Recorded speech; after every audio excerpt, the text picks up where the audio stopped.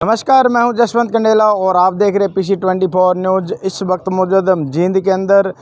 जैसे कि हम बता देते हैं, देश के अंदर बढ़ती बेरोज़गारी, महंगाई को लेकर जो है कांग्रेस की एक महारैली दिल्ली के अंदर होने जा रही है और उसको लेके हम बातचीत करेंगे। जींद के वरिष्ठ नेता है महावीर कंप्यूटर जी।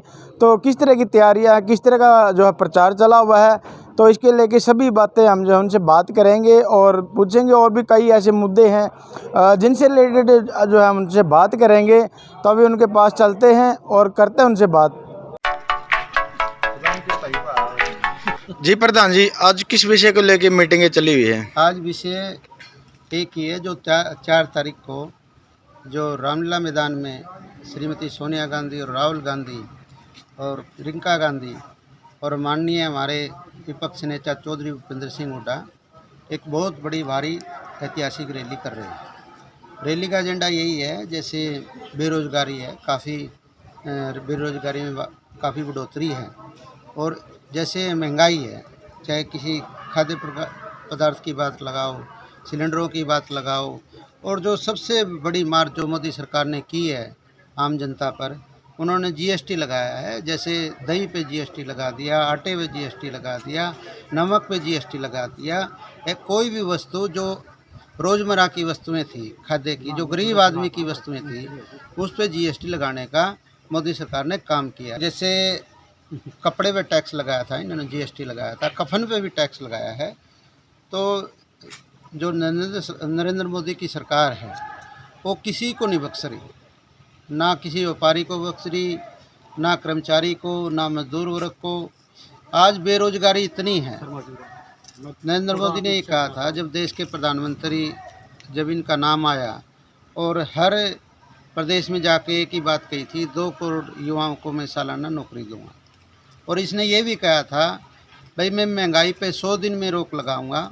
ना तो महंगाई पे रोक लगी, ना कोई रोज़गार आया। और ये भी बात नरेंद्र मोदी ने कही थी, भाई काला धन वापस आएगा। और जैसे इसने नोटबंदी की थी और जीएसटी लगाने का काम किया था, ये जो जीएसटी लगाया था और नोटबंदी की थी, उस टाइम ये एक बात कही थी नरेंद्र मोदी ने, आपको ध्यान होगा, अगर जीएसटी बिल्कुल बढ़िया जीएसटी में लगाने जा रहा हूँ, एक टैक्स एक देश। लेकिन आज देख रहे होंगे हर चीज़ पे टैक्स है, खाने पे टैक्स है, ग्रेड टैक्स है, प्रॉपर्टी टैक्स है, टैक्सों की भरमार है। जबकि मोदी ने एक नारा दिया था, भाई एक टैक्स रहेगा, लेकिन उस नारे पर भी खरा नहीं उतरे। और मोदी सरकार ने हर वर्ग को पीसने का काम किया है। आज पूरा देश त्राही त्राही मान है, हर चीज़ से त्राही त्राही मान है, महंगाई से त्राही त्राही मान है, बेरोजगारी से त्राही त्राही करा हुआ है। आज बिल्कुल संकट की घड़ी में है देश। और मोदी साहब ये कहते थे, भाई 56 इंच का सीना है, और चीन को लाल आंख दिखाने का भी काम की बात कही थी। आज चीन भी हमारी सीमाओं के नज़दीक चीन की सेना पड़ी है। तो कहीं भी जो हमारे देश के प्रधानमंत्री काफ़ी बोलते हैं, और झूठ इतनी बोलते हैं, थोक में झूठ बोलते हैं।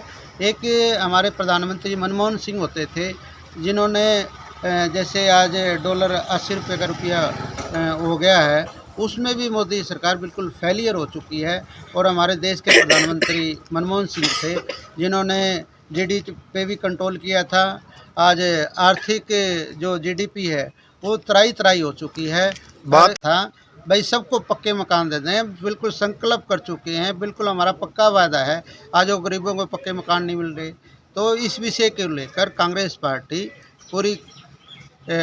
पार्टी एकजुट है और एक रैली करेगी रामलीला मैदान पे। बहुत बड़ी ऐतिहासिक रैली होगी, और वहाँ रैली में भीड़ जुटाने के लिए ये हम लोग तैयारियां कर रहे हैं। और दीपेंद्र हुड्डा जी ने हमारी जिम्मेवारियां सौंपी हैं, भाई हरियाणा से उस रैली में इतनी ऐतिहासिक भीड़ होगी, और जिसमें चौधरी भूपेंद्र सिंह हुड्डा का कद बनेगा, और चौधरी दीपेंद्र सिंह हुड्डा का कद बनेगा। मुझे विश्वास है पूरे हिंदुस्तान की एक तरफ भीड़ होगी और हरियाणा की एक तरफ ऐतिहासिक भीड़ होगी। जींद और हरियाणा वासियों के लिए जो कांग्रेस कार्यकर्ता है, जो बिल्कुल अपने दिल से मानते कांग्रेस पार्टी को, उनको क्या मैसेज रहेगा?